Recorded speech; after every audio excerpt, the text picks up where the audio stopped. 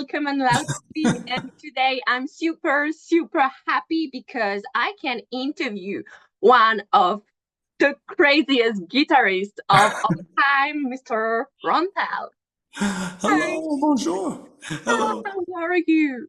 Good, very good. I am so happy to see the little kitty, little cat. Yeah, sorry, my cat is always doing that. It's Uh, wonderful. so I have a first question for you because we are here to talk about music, of course. Uh, Bumblefoot returns to what or from what? Well, it's kind of funny because I didn't go anywhere. I've always been here, but I guess you could say I'm returning to instrumental guitar music because my very first album I ever put out 30 years ago was all instrumental. And this is the first time since then that I'm doing an all instrumental album. So I guess it sort of returns to that. And even the artwork on the album is almost like a similar version to the very first album in some ways. So it's sort of like 30 years of evolution and something. And I love having physical stuff, like just all the artwork and just everything, and this one, and this one, and this. And then even on side four, Wow, the vinyl is just yes, amazing. it's all just artwork. So that's what I always loved about physical stuff is the art. It's not just the music, but the art. And the same with the CDs, got a little fold-out book. That's I a tape even I saw. cassette. Yay! Yes. Yes, just for fun, put it out on cassette. And even the cassette has got, like, I wanted to have a whole bunch of artwork and everything. Just wanted to have fun with this album release. So, yeah, it's on Spotify and all that stuff, and you can download it, but I wanted to do all of this. And also did the crazy music video, animated music video, and a video game, like an old school retro video game. Have you seen it? Not yet, so I will because I saw everything except that. Okay. And Yeah, as you can see, video game is something I like, so I will check definitely. it's a very easy, fun game that just I don't know if it works on Apple stuff yet. Like this is a problem we've had with Apple is the album was released everywhere except Apple. They forgot to release it. So it wasn't until like 2 days ago that it's finally on iTunes and Apple Music. And then the video game, it's on Google Play, it's on, you can play it on a desktop, laptop, computers. But Apple, the Apple Store, same thing. They're like, oh, we just want to give this extra review. It's like, so I don't know what's happening with Apple, but they need to move quicker on these things. Yes. I will check. Just, I have one question to evacuate because you talked a lot about the artwork. However, who did this artwork? Because we've been looking for, and it has been a bit complex to be sure who did that crazy and So, insane artwork. okay. All the little weird stuff like the fish and the mice and the birds, the aliens, all the asteroids made of cheese, all the things that Simon would like in space. I made those. And I tried to make this spaceship, and it was awful. It was coming out terrible. So I hired someone to make that. And then once he came up with something really nice, then I hired like a 3D designer to make a 3D virtual model of it so that it doesn't have to be redrawn every time you want it at a different angle or anything or like this. Like it's just you move the 3D model, change the lighting, and just make a 2D image and it's good to go. So that was for the music video, for the video game, anything visual, all the artwork, going to make a comic book. So all of this, I would need that 3D model for just, we don't have to redraw the spaceship every time. So it was something, it took a little bit longer to make all the artwork happen because of that, but it was worth it. Yeah, definitely. Definitely. The artwork is just insane, really. Thank Uh, you. Talking a bit more about music, how is it to create an instrumental album?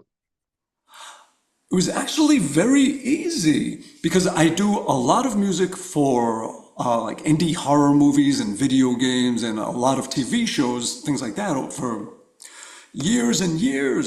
So when I'm making instrumental music, I'm picturing something or I'm just feeling something, and I try to make music that matches the feeling or what I'm picturing. It's not difficult.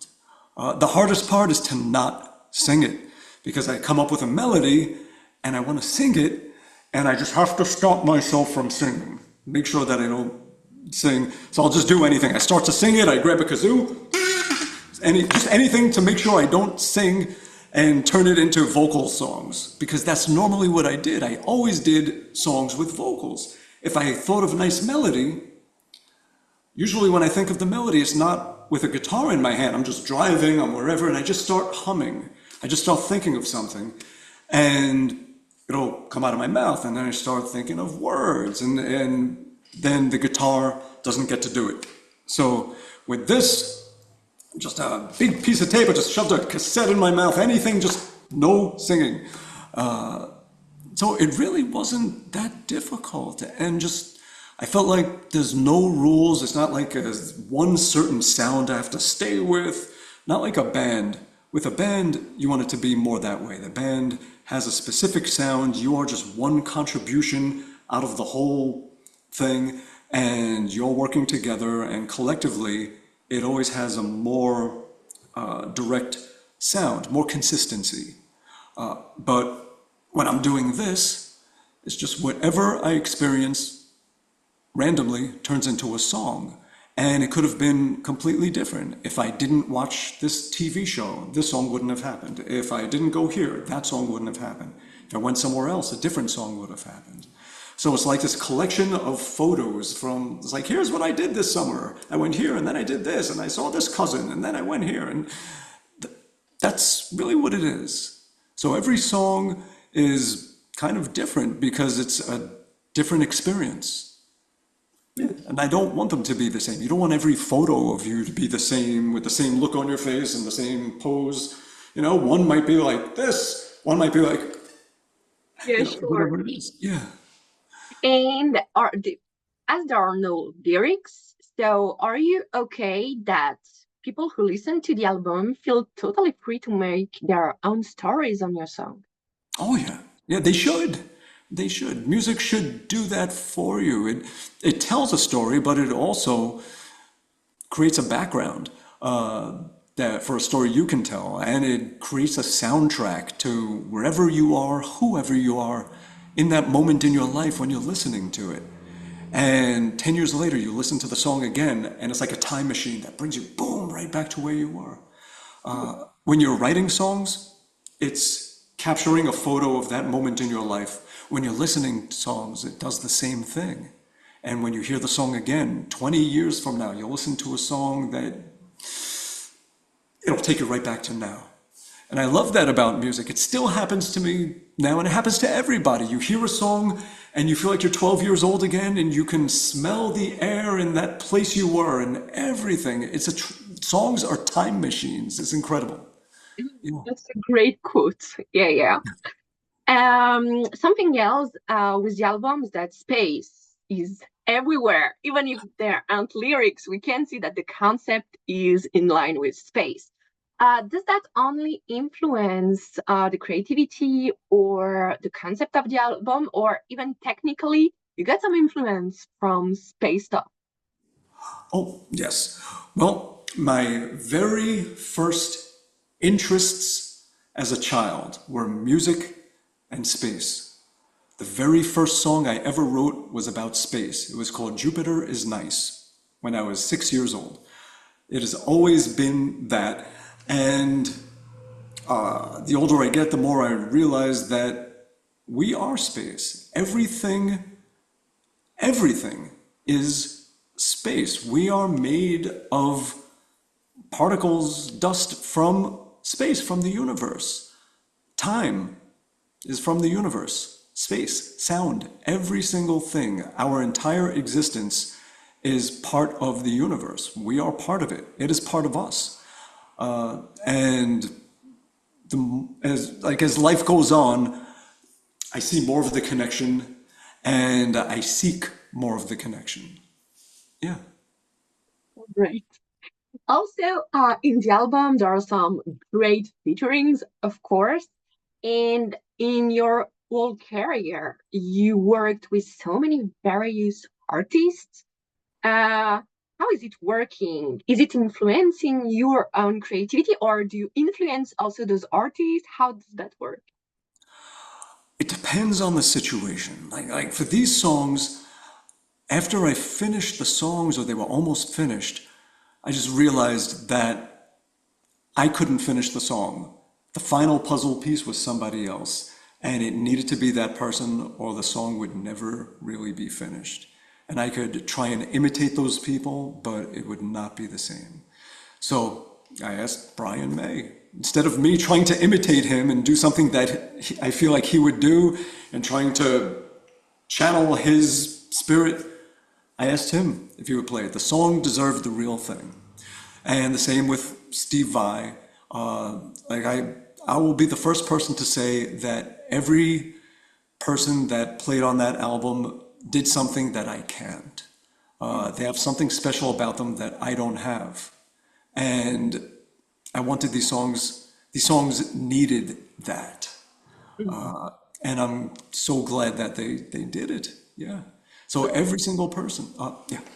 Yeah, I was about to say that the opposite is also true because this is a personal memory, but I saw you live in 2012, I assume, with Guns N' Roses. Okay, yeah. You, I think you were wearing a helmet stormtrooper on stage or something like this for a few seconds or minutes. Honestly, yeah. Yeah, yeah. I remember that. No, It I don't. was 2011, October 2011 in Brazil. No, I was not there, but you had Because one this song. was in France, but I had the helmet with me. I think it was in Lyon. And anyway, I'm not judging. Lyon, okay. I got the same helmet, so I'm not judging. Anyway, um, I saw you on stage and you were bringing your own touch definitely to the song. So you see, I think it's very Okay. working both ways. Yeah, that was Oh, a great cool, show. cool, good, good, good. So And good. I'm glad you enjoyed it. I remember it was September 2012. Yeah, Yeah, September. Wow, you got a good memory. yeah, it was. I remember Lyon, of course. Yeah, I've played there solo, and I've played there with Guns, and yeah, wonderful place. Yeah, Yeah, that's a nice place, right? it is. Um, Now, also, didn't okay? I'm going to just go yeah, off on a random thing. Didn't Lyon help Rome when Rome burned down? Lyon gave support and I helped them rebuild the city. I would say yes, but I'm not sure. I I would think say they yes. I did. think so. I think so. Yeah, Like I there was think this reciprocal, like they helped each other like 2,000 years ago, or whatever it was. Yeah, yeah. You something. see, time and space. Yeah. And no, you know that in France, talking about the fact that you played with various artists, you are quite famous because you played La Peur de l'échec with Orelsan. That Yes, and yes. he became a huge, huge, huge headliner in France now, even bigger than expected at that time from La Peur de l'échec. How does that happen? He's wonderful. I remember when the album came out and the president was like, "No, this is not. Don't listen." And yeah, I remember the Yeah, boom, boom, dun, dun, dun, dun, dun, dun, dun, dun, dun, yeah. Boom, boom, dun, dun, dun, and the whole thing. Yeah, that was great. So that was we had a mutual friend, a guy named Remy Moreau. He was my distributor for my albums in France, my solo albums, and he connected us, and that's how it happened. Yeah. because in France, everyone that knows you is like, how does that happen? So, okay, now we know. It's all through people, just people connecting people, and that's everything. But yeah, I've taken some weird turns, like playing in Guns N' Roses, fronting the band Asia, playing in Sons of Apollo, doing solo stuff, playing with Orelsan. I've played with, there was this progressive orchestra composer from Turkey, Fahir Atakoglu, that I did a bunch of things with. There's Nancy Sinatra, played with, like very different, worked with opera singers. I've done like all kinds of stuff. And that's how it should be. Life should be interesting and unexpected, and you should pursue the strange things that come your way. Don't fear them, go for them. And in the end, you want to feel like you had a very well-lived life. That's what you want to go for. So that's what I go for. Yeah. Definitely. However, as a musician, when you work with so many different people and so many kind of music or different style, even if you play guitars, how is it easy or not to keep a kind of identity as a musician? Because if you do too many different things at a point, people can be totally lost or something like this. Your audience, for instance. So how is it easy to work with so many kind of people to do so many different things while trying to keep a kind of identity or something? I think of it like being water. You want to be like water, where whatever, if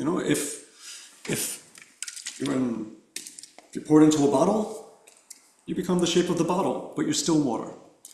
If you're in a river, you just flow around the obstacles and you keep moving to wherever it takes you, and still you're still water.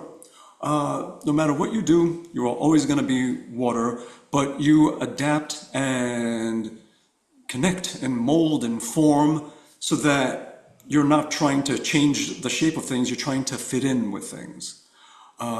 So I never feel like I'm losing my identity doing things. You just wear the appropriate attire to whatever that event is. And it's still you wearing the clothes. Like you don't lose yourself unless you're really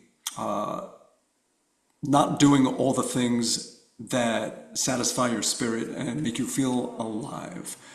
If I just played with one band and nothing else, and if I was like a hired gun, I wouldn't be happy because I need to be creative. I need to write music, and I need to be in a band like Sons of Apollo, what we did, or Whom Gods Destroy. We made that band together from the ground up. We wrote everything, we do everything.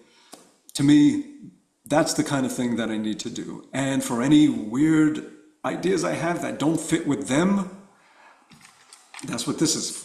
To show everything else. When I want to do producing, I produce bands. When I want to do my own things, I get to do it all. And like just, you want to do it all. One thing can't be everything, and you should never try and make anything into everything, if that makes sense. Like, never try to make a band your solo project.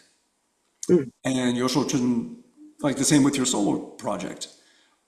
Keep it what it is. Don't, I mean, yeah, you could turn it into a band and all, but it's, with that, you're going to lose the things that give you all the freedom, all the everything that you can't do in a band.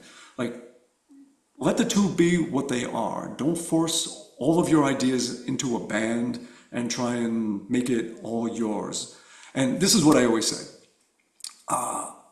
If I'm in a band with 4 other people, 4 out of 5 of my ideas should be shot down.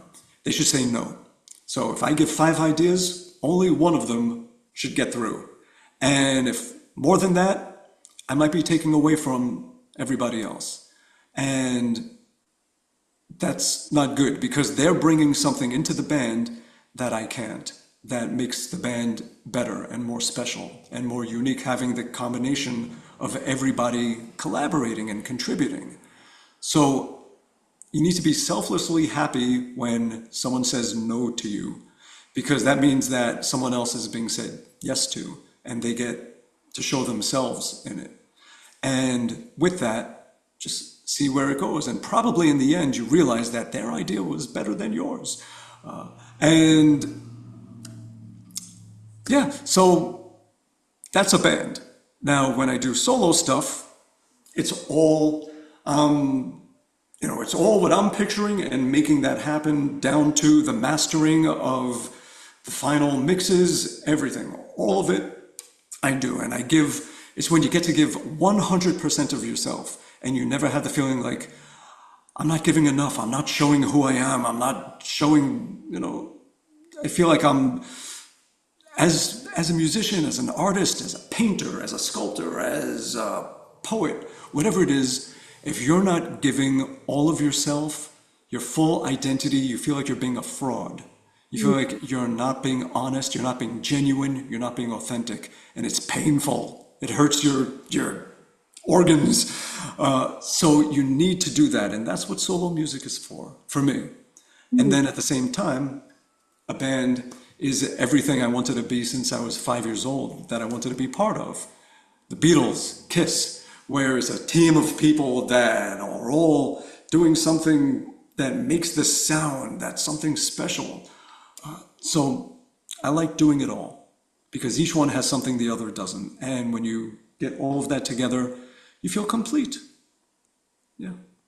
That is so nice. Actually, you are talking about collective creativity and individual creativity, and that is so great.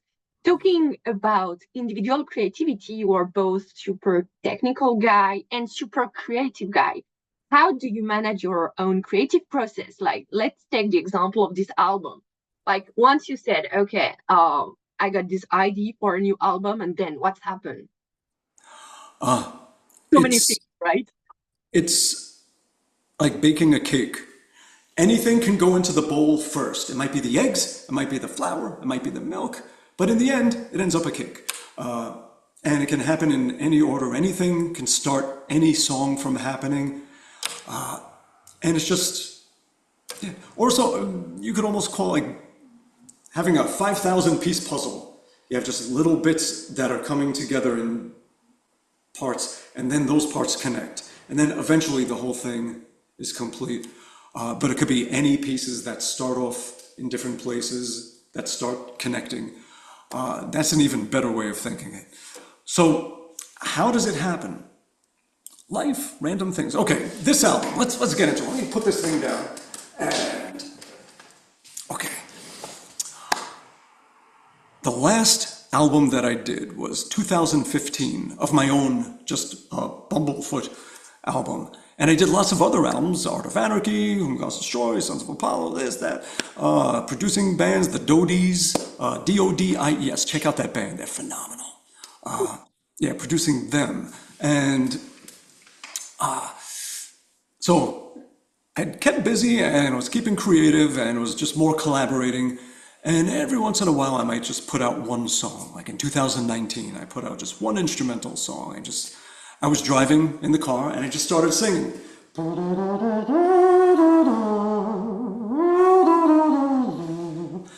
was like, oh, I like that. Nice. So I just grabbed my phone. Along with like 200 other ideas that I forget are there. And then I started thinking, well, if I write lyrics to it, it's almost too pretty. It should be guitar. Let it just be guitar. So I put out one instrumental guitar song and I just stuck it on Bandcamp and Spotify and all that, anything digital.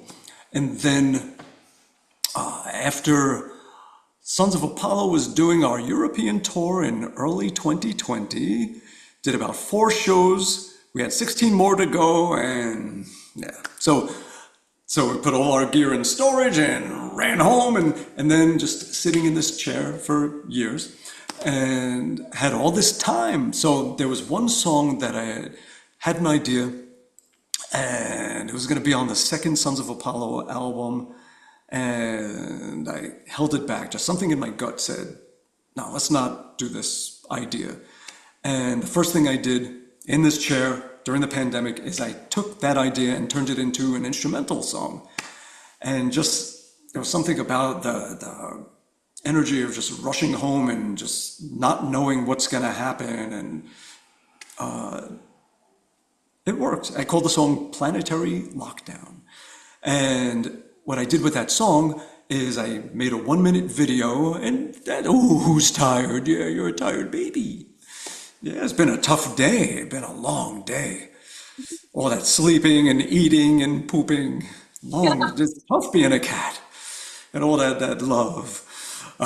So I made a 1 minute video where I just did it like a backing track and I left the middle verse where the guitar stuff was out and I posted it and told people, said, make your own soloing in there, do your own version of it, and then I'll share them all. And it was like 500 videos people made of drummers, bassists, guitarists, singers. Dino Jalusic did one, singer of Whom Gods Destroy, and keyboardists, horn players, violinists, everything. It was great, and everyone was so connected. It was wonderful. And after doing that, I was just thinking of all the things I never made time to do. It couldn't be a priority, and now I had all the time. So I did two what do you call them, acoustic EPs and just stuck them on Bandcamp. And I'm thinking, all right, I have two instrumental songs that are digital. I should maybe do an instrumental album. And okay, so I started working on it. And the first thing I did, I felt like I already had a head start because I had those two songs done. It's like, I'll put those on the album. Because I thought of what people always asked me. They'd ask, would you ever do another instrumental album? Would you ever put those songs on CD? I was like, okay, all right. So the next thing that I did is I took this song idea from 1989 that I had just sitting in my head that I never turned into a song. And it just always just was just sitting there like a lump right here, or here, right there. That's where it was. And I took that and I turned it into a song. And when I did, there was this whole middle section to it where I pictured just like a long jamming solo. And then I thought, oh, it'd be good to trade off with somebody. And then I thought about 1989, what was I doing? What was life when I made that riff? I had got my first write-up in a national magazine. It was the first like legitimate thing that happened. I was 19 years old, and from that write-up, people would write to me, handwritten letters, and it was before email. So they would write, and somebody that wrote to me, he was a guitar player from the UK named Guthrie. And he said, hi, my name is Guthrie Govan. I'm a guitarist. I would love to hear your demo, and here's mine. And we became pen pals, and we would write these handwritten letters to each other with cassettes of our demos. And it's like, oh, here's what I did on this riff. I played this with this finger, and then tapped with this, and then plucked with this. And he's my oldest, dearest guitar friend from 1989 when we were teenagers, and we were just pen pals. So I asked him if he would trade off with me on it, and he did. So it sort of completed that whole thing. It's like, okay, there's another. And then I just kept writing, and just whatever was happening in life, whatever random things just felt like I needed to make a song out of it, I did. And could have been anything, and it just ended up being the things that it was. And that was it, yeah. That is such a great story. Maybe because I see the time flies, I have one last question for you. Because it's a question that I love to ask to artists that I interview. Do you have a very fun story, like an anecdote from touring that you never told to a media or something very fun? That I never told. Yes, I or have that much. I have a lifetime of stories, my God. I'm trying to think of one I never told. I mean, there's been a lot of them. Let me think. What is One that I never told. I don't know if I have one I never told. Well, you know what? I do have ones I've never told because they're too incriminating and people would get in trouble, and I don't want other people getting arrested or anything. So I don't want to spread dirt on other people, and very often other people are involved in these stories. So just a few funny things. I remember one time we were touring, and suddenly like there was a lot of different rooms backstage, and one room was locked and we didn't have access to it or anything. It was just a room that the band wasn't using. And we hear this loud crashing sound. Like, what was that? And we're checking all the rooms around, everything is fine. And then we have them open up that locked room, and there's some guy standing in there covered in dust in this empty, dark, locked room, and just goes, "Hi." He was crawling through the air ducts in the ceiling, trying to get backstage, and he fell through the ceiling into this locked room. And, yeah, so that's one. I mean, there are so many, so many. I can assume. This one is very good. So people never try to do it, right? It can be very dangerous. It can be, yeah. Never know what room you're going to fall into. Or, yeah. Just one very last, because you talked about video games and you see my shirt, Mega Man. I love that. Yeah. Nice. What's your favorite video game? Oh my God. No, just one. Your favorite. Oh, there are That's a so tricky many. question, I mean, right? I'm going back to Pong. Like the Atari 2600, Yar's Revenge, and trying to think of which ones I loved. Like Adventure, where they looked like ducks with a square, and it's like, Yeah. and you have to find the bridge and the secret pixel. And then later, when things started getting better with in television and I'm trying to think of some of the games that I would spend hours playing. Doom, where I would make my own 3D maps and everything. Wolfenstein. I was really into the early 3D games. What else? I'm trying to think. What game did I play and play and play and play and play? Yeah, like so many hours.